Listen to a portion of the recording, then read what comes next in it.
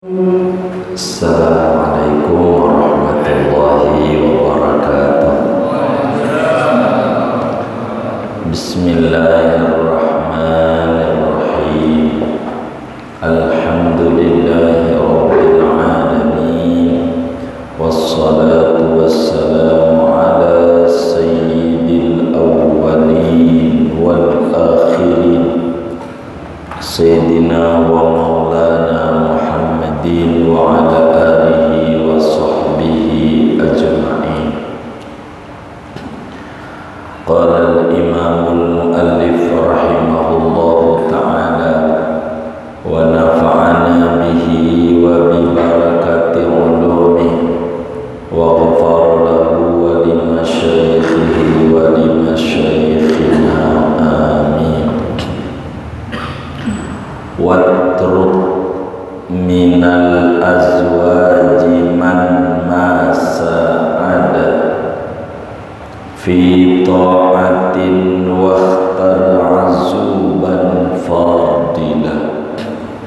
Betul ini halaman 13. Watruk minal azwaji, dan tinggalkan olehmu daripada istri, yakni menikah, man masa'adat, akan perempuan, man akan perempuan, masa'adat yang tidak membantu oleh perempuan, fi ta'atin pada ketaatan, wahtar dan pilihlah olehmu,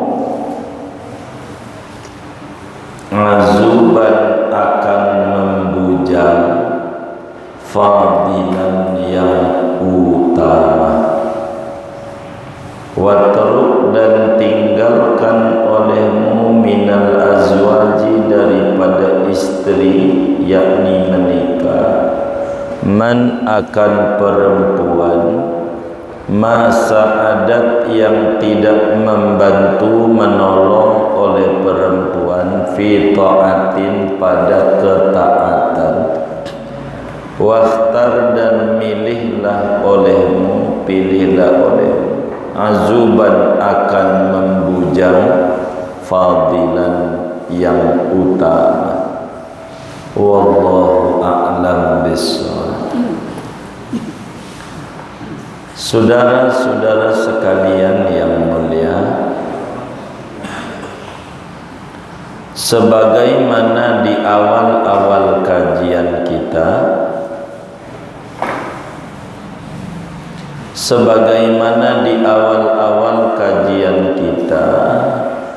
dijelaskan man roma an yasluk tariqal awliya falyahfazan hadhil wasaya amilah.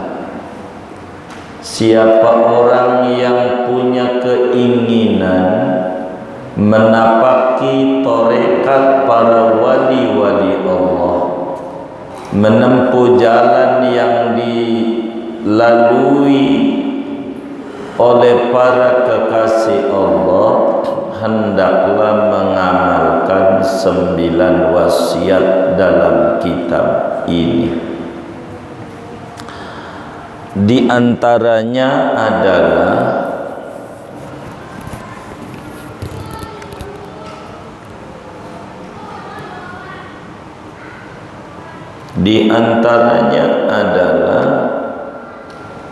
bersikap zuhud,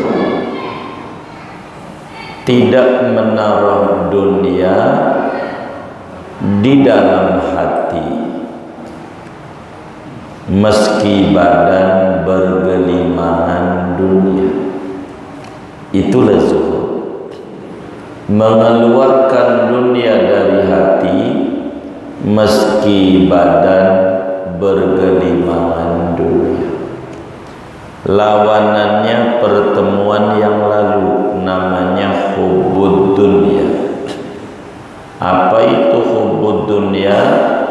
Hubbud dunya itu menaruh dunia di dalam hati meski badan tak punya apa-apa. Obrolannya dunia. Tidak ada tema lain dalam setiap obrolan selain urusan dunia, harta benda, jabatan, hiburan. Otaknya hanya dunia, dunia, dan dunia. Tidak pernah berpikir bahwa dia bakalan mati. Ia selalu sibuk memikirkan yang belum ada dan tidak ada pada dirinya, sementara kematian terus mengejar-ngejar dia.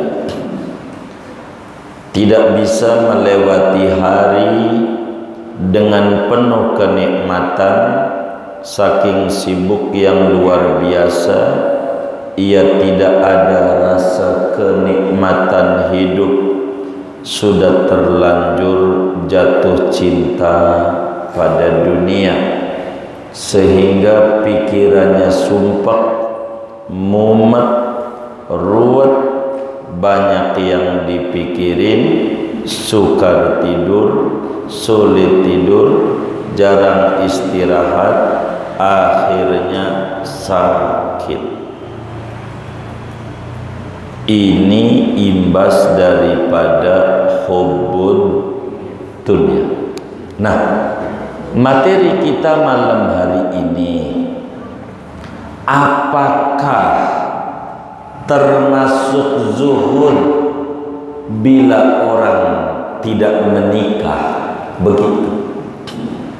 Apakah orang disebut zuhud bila dia tidak menikah? Sebab perempuan ini barang dunia. Kan disebut ad-dunya mata. Dunia itu adalah harta benda. Wa khairu mata'iha al-mar'atus salihah. Sebaik-baiknya permata dunia istri saleha. Pertanyaannya, ketika kita mengkaji tentang zuhud, apakah orang yang zuhud itu tidak menikah ataukah mesti menikah? Begitu sudah. Sebelumnya kita harus bedah dulu hukum menikah. Saudara, menikah ini asal hukumnya mubah. Menikah itu asal hukumnya mubah. Menikah boleh, tidak menikah juga boleh, terserah. Lalu bagaimana mensikapi hadis an-nikahu sunnati? Nikah itu sunnahku. Kita harus paham bahasa Arab. Apa yang dimaksud sunnah dalam sabda beliau, nikah itu sunnah. Maka dalam tafsir hadis itu dijelaskan, an-nikahu sunnati, nikah itu sunnahku, yakni perjalanan hidup. Sunnah di situ maknanya thariqati. Nikah itu perjalanan hidup Nabi Muhammad. Adapun perjalanan Nabi Isa tidak menikah. Begitu. Bukan maknanya nikah itu hukumnya sun. Kalau nikah itu hukumnya sunnah, maka yang melajang makruh, dibenci. Kasihan kakek kita, yang nenek kita udah wafat, dia dibenci Nabi mulu tiap hari, padahal tahajudnya rajin. Kagak begitu dalam agama. Jadi nikah itu hukumnya apa? Orang mau nikah boleh, tidak menikah boleh. Dari mubah ini bisa wajib, bisa haram, bisa sunnah, bisa makruh, tergantung motivasi menikahnya.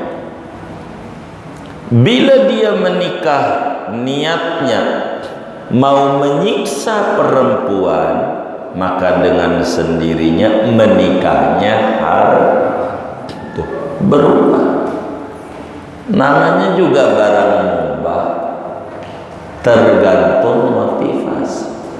Bila dia udah syahwatnya enggak kuat, kalau enggak menikah bisa berzina, lalu duitnya ada, maka menikahnya wajib. Kalau dia udah pengen banget bersetubuh, duitnya nggak ada, maka menikahnya makruh. Puasa, ayo puasa. Kalau puasa mah mikirin perut sama buka, enggak mikirin wadon. Kagak orang puasa.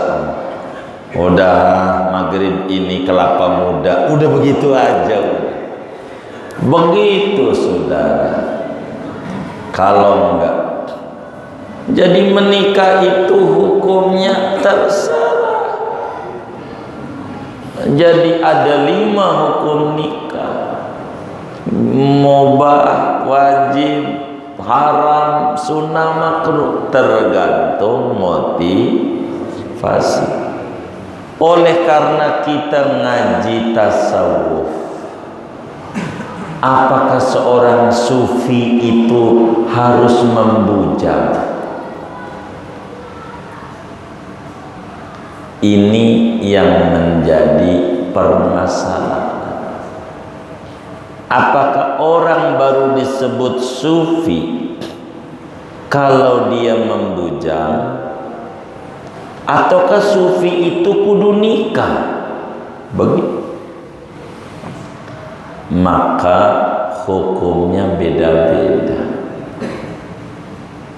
Kata kitab kita, orang masih disebut zuhud dengan menikah. Dengan kawin itu dia zuhud. Nabi Sulaiman gelarnya Sayyiduz Zahidin, rajanya orang zuhud, tapi punya bini 1000. Bininya Nabi Sulaiman berapa? Iya, syariatnya nikah tanpa kawin, tanpa batas boleh. Dalam syariat Nabi Sulaiman, nikah tanpa batas 1000. Di kitab Injil ada, masih ditulis sampai sekarang. Bininya Nabi Sulaiman berapa? 1000. Tapi disebut rajanya orang zuhud. Menikah tidak menghalangi kezuhudan. Begitu. Menikah itu tidak menghalangi kezuhudan. Jangan merasa sufi kagak nikah. Itu keliru. Itu mah bukan sufi yang kita pelajari, itu mah sufinya sulit finansial.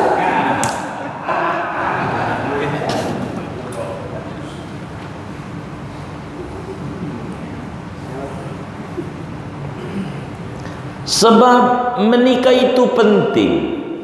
Di dalam surat Ar-Ra'd pada ayat 38 Allah Subhanahu wa ta'ala menjelaskan dengan gamblang, walaqad arsalna rusulan min qablik wa ja'alna lahum azwajan wa dzurriyyah. Kata Allah kepada Sayyiduna Muhammad sallallahu alaihi wasallam. Abah kita ini halamannya berapa? 13. Iya, 13. Walaqad arsalna rusulan min qablik. Demi sesungguhnya kami utus berbagai rasul-rasul dari dulu sebelum engkau Muhammad. Kata Allah, sebelum kau jadi rasul sudah banyak rasul-rasul itu. Wa ja'alna lahum azwajan wa dzurriyyah. Kami jadikan bagi rasul itu istri, boleh nikah. Wa dzurriyyah, punya anak. Jadi menikah itu sunanul mursalin. Torekatnya para nabi menikah. Jangan kita nggak menikah, rugi. Maka bila ada yang ngaji malam ini masih bujangan, saya kasih amalan. Saya kasih amal. Mau nggak kira-kira? Ada bujangan nggak yang ngaji nih? Ada. Nih amalannya. Nih amalannya. Nih amalannya. Nih, perhatiin amalannya. Salat 2 rakaat. Enggak usah macem-macem suratnya. Qul ya qulhu. Apal enggak? Surat langganan. Kalau langganan mau apa? Langganan. Qul ya qulhu. Habis salam. Nabi salam tuh, rakaat pertama kuliah, kedua udah salam doa, enggak usah pakai bahasa Arab yang kudu ngapal-ngapal lama, puyeng ngapalnya. Kita zaman corona begini pegel ngapalinnya, wis bahasa Indonesia aja yang gampang ngapalinnya. Jadi sesudah salam tuh, assalamualaikum warahmatullahi, assalamualaikum warahmatullahi. Doanya begini, ya Allah, emang ini gunanya buat kencing doang apa? Tuh gitu doang. Tuh doanya. Jangan dicatat Bang Haji.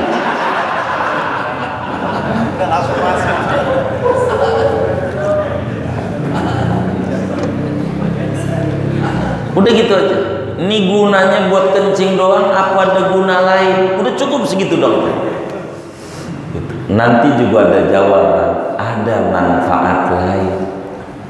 Kalau begitu menikah, iya, menikah. Jangan sampai punya golok dicuci doang dipakai kagak. Apa enggak pemborosan? Menikah itu penting. Kata Imam Ibnu Abbas radhiyallahu anhuma, beliau bilang begini. Hadis Ibnu Abbas, la yatimmu nusuku nasikin illa an yatasawwaj. Tidak akan sempurna ibadah seorang muslim kecuali baru sempurna kalau dia menikah. Kalau masih bujangan muda dah susah. Hidup di tengah-tengah kegalauan, bingung, tidur sendiri bangun berdua. Jangan dicatat.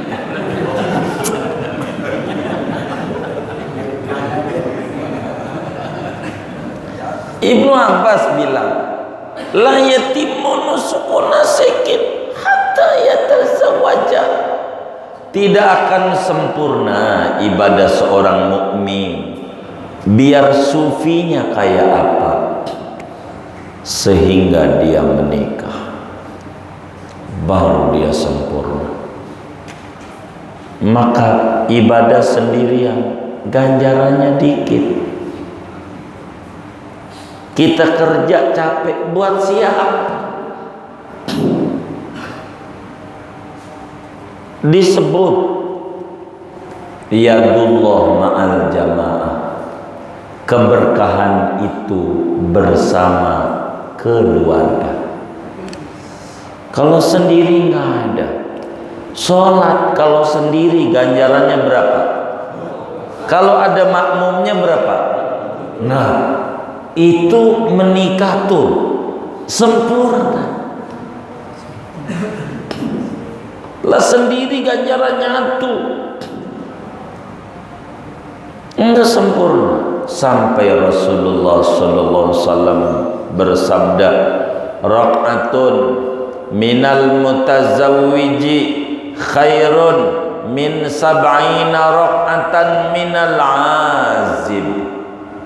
Kata Nabi, satu kali salam dari orang yang sudah berkeluarga jauh lebih tinggi ketimbang 70 kali salam dari orang bujangan. Kita tahajud malam ini sama teman kita bujangan udah 2 bulan 10 hari. Berapa malam tuh? Hah? 70 malam. Masih gedean kita. Orang udah beristri itu berkeluarga gede ganjarannya.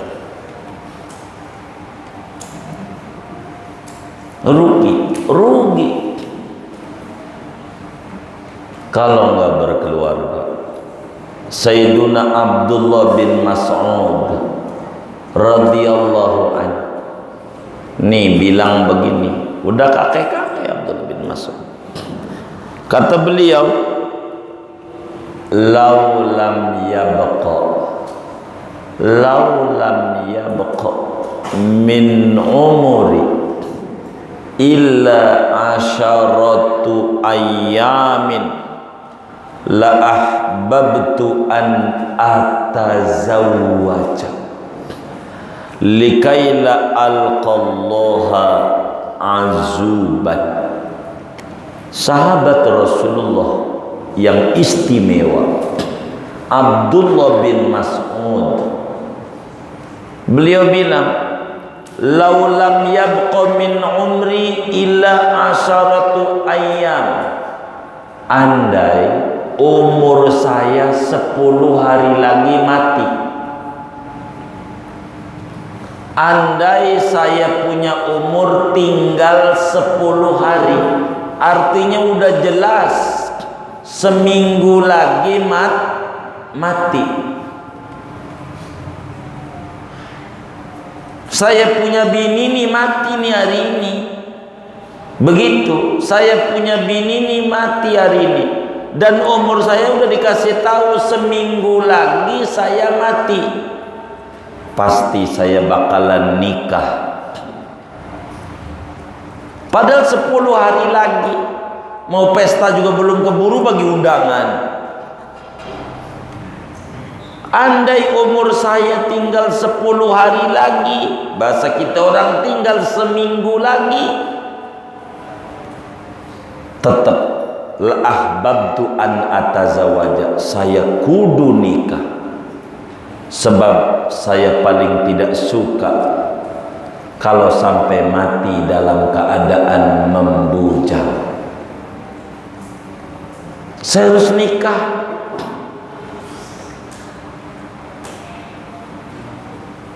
Kudu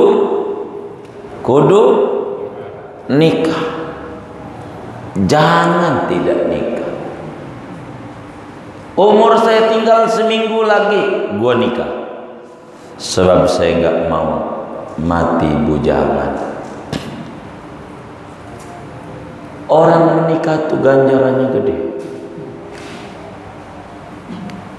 gede-gede. Keringat yang keluar menghantarkan surga.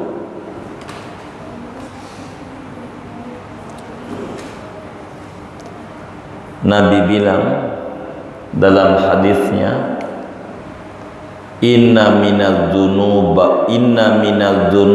dzunuban la yukaffiruha sholatun wala siyamun wala jihadun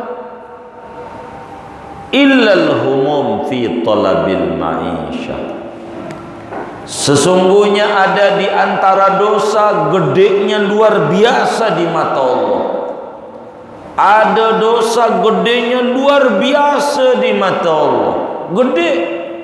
Enggak bisa kegempur tuh dosa biar habis dengan banyak tahajud, kagak. Enggak. Tahajud berkali-kali enggak bisa. Saking gedenya itu dosa.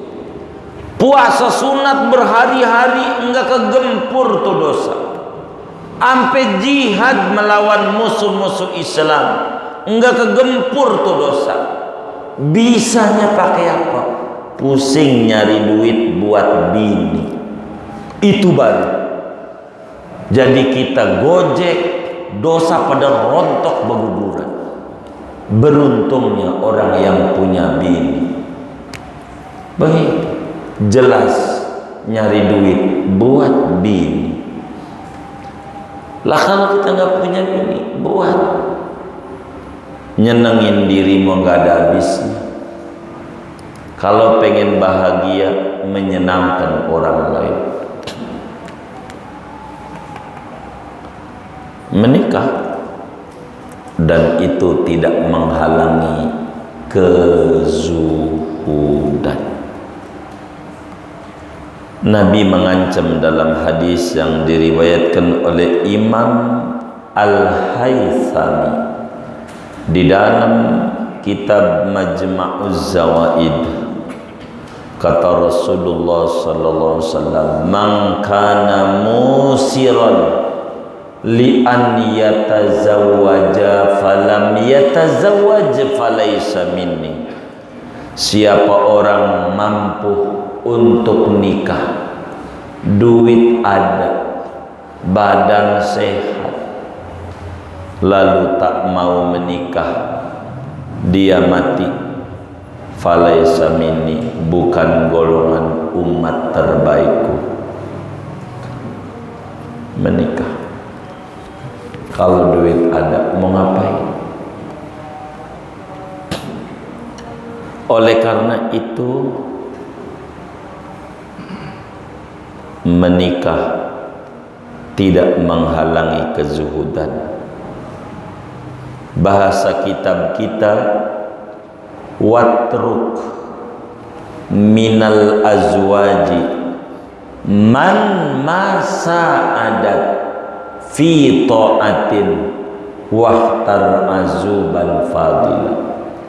Tinggalin perempuan, jangan menikah dengan perempuan yang tidak bisa membantu ketaatan kepada Allah.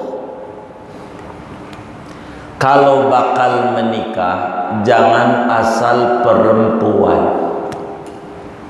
jangan, tapi harus perempuan yang membantu kita semangat dalam ibadah.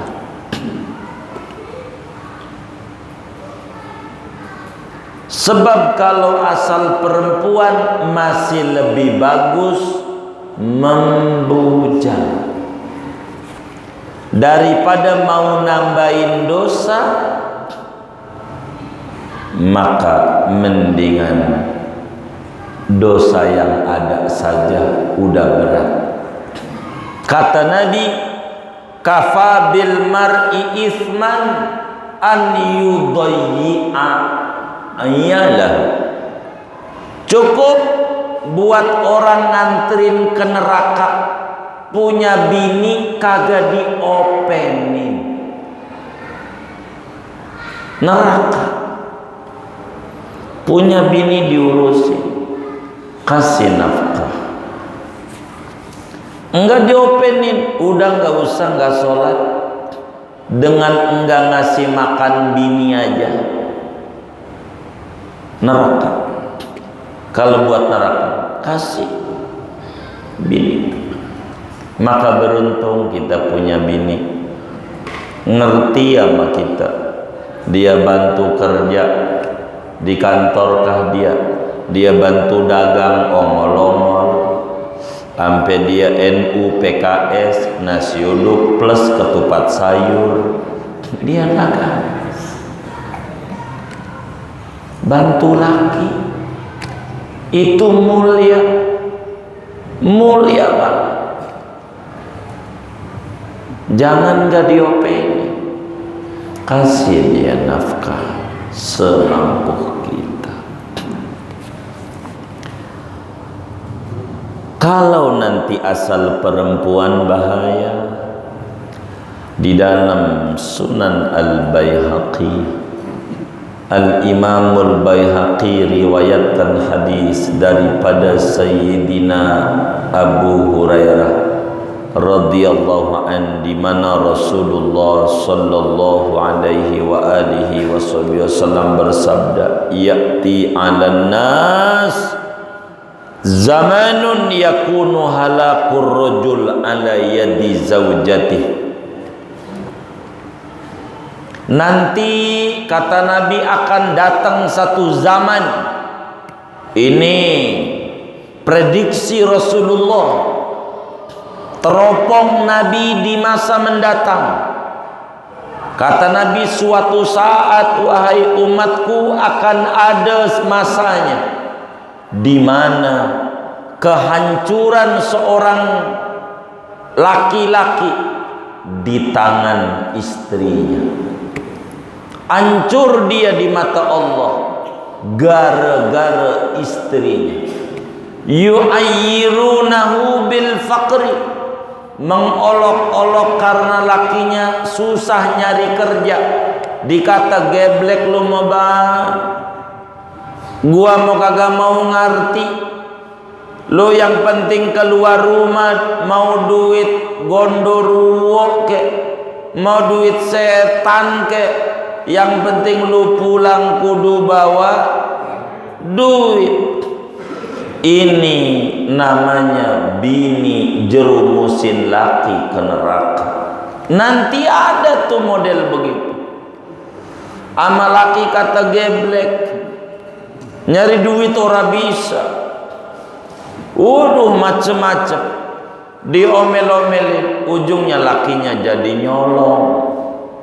Kalau jadi pejabat korupsi, nyuruhnya sama masyarakat 3M, dia 17M. Banyak kan dia, kan 3. Jadi nggak benar. Nanti ada bininya yang bikin hancur. Udah bang, bikin peraturan aja, miras boleh dah. Kayak singkong baru ditanam dicabut. Ya Allah, baru ditanam cabut. Singkong, peraturan begitu. Ini ada nanti bini menjerumuskan laki ke neraka. Bini tidak ngerti, nggak paham dia harus ngerti. Jadi bini pakai baju sendiri, jangan pakai baju orang lain, kegedean. Kalau nggak kesempitan, yang pas itu ngukur baju di badan sendiri pas. Udah tahu laki kita kondektur, tetangga kita si direktur, emang ujungnya sama. Apaan? Tur, depannya beda. Jangan nyontoh tetangga, ngukur laki aja, biar nggak ribut rumah tangga. Jangan ampe lakinya jadi nyolong. Kita harus bilang, bang, saya kuat dah, Nahan laparmu, yang penting lu jangan nyolong, kerja yang benar. Saya ngeri diadab di neraka gara-gara lu pulang bawa duit yang kagak-kagak. Ini yang kaya begini nih tidak menghilangkan kezuhudan dengan perempuan model begini. Yang suruh ditinggal, watruk minal azwaji man masa'adat fi ta'atin. Tinggalin berumah tangga dengan perempuan yang tidak mendorong, bukan makin dekat dengan Allah, makin jauh. Yang tadinya rajin ngaji, pas nikah hilang, kagak ngaji, ya rugi kayak begitu. Tinggalin, pilih membujang saja. Kalau timbang asal perempuan, sebab nisa'ukum harsul lakum. Istrimu itu adalah ladang kamu. Ladang itu akan menentukan bibit yang ada. Bibit unggul ladang tandus, hasilnya jelek. Bibit jelek ladang bagus, bisa bagus. Jangan kita ngomel-ngomel. Anak kita kayak apa bengalnya? Ladangnya, dia buah dari ladang, asal ladang. Karena kita menikah alasan cinta, tidak alasan dasar ketaatan kepada Allah. Tobat saja sama Allah, biar Allah lembutin hati bini kita. Karena salah kita milih ladang. Karena itu tugas kita. Nisa'ukum harsul lakum. Istrimu adalah sawah kamu. Salah milih sawah akan berimbas pada hasil panen yang buruk. Dan anak adalah hasil panen dari ladang kita. Jangan salahin anak kita bengal. Karena al-ummu madrasatul ula. Ibu adalah sekolah pertama bagi anak. Bila ibunya tak ngerti, ya dinyanyiin tak gendong Mbak Suri. Ya bagaimana mau berharap bagus. Ibunya mau dipondokin tak setuju.